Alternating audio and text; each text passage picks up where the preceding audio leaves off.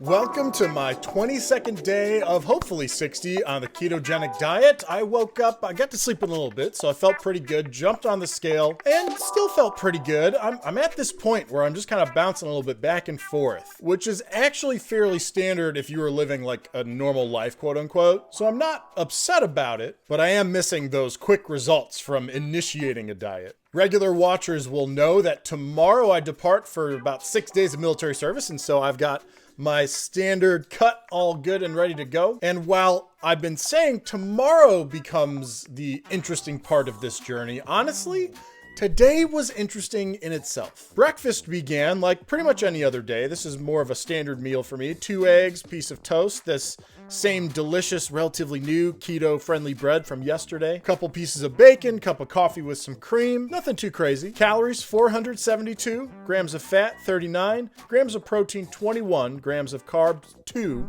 And a cost of $2.18. From this point, however, it was an entirely different day. First of all, I would be talking about lunch if I had actually had a lunch today. I don't know what happened. I went to get my hair cut, and then I had some things to do, and then the day just got on and I didn't have lunch. So then you'd be like, oh, okay, so what did you have for snack? Well, I kind of had a snack, I guess. This is actually a neat part of the day. My wife was like, oh, we can get Starbucks. We just have to order it a certain way for it to be keto friendly. So after departing the haircut place, I picked up the mobile order she had put in, and it's iced coffee, a little bit of heavy cream, sugar-free sweetener, very similar to what I make at home, and thus I trusted, yes, in fact, this was keto friendly. But how did it taste?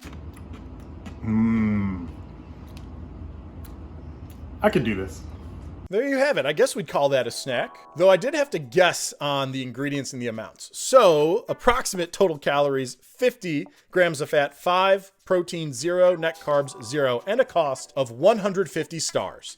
Yes, we used app rewards for this purchase. And then the oddity of today really took a turn. Ended up at the in-laws for dinner where I didn't think we would actually be eating any food, but they knew about the diet and they said, hey, we found a keto-friendly recipe. We're making you some pizza. And I was all for this. We'd done something similar ourselves about a week or two ago. The crust, main ingredients, cheese, almond flour, and egg. Then we topped with a bit of marinara, variety of vegetables, more cheese, and there you go. Pizza, however. Regular watchers will remember the cheese betrayal video, and unfortunately, the cheese at the base of this entire thing had those potato starches in them. Not only that, but I wasn't the one making it, I wasn't measuring it, I hadn't had lunch or an actual snack, so my eyes might have been a bit bigger than my stomach. I ended up eating 3/4 of one of these pizzas, and the numbers from the quantity and from the ingredients reflect that. So in my biggest dieting fail of the last 3 weeks,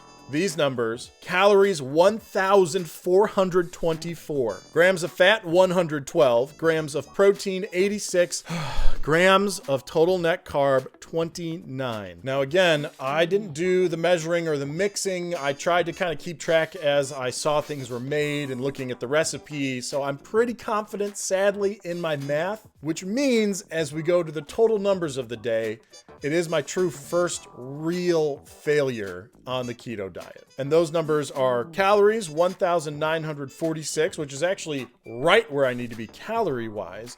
Grams of fat, 156, 4 over, fine. Grams of protein, 107, 15 under, okay.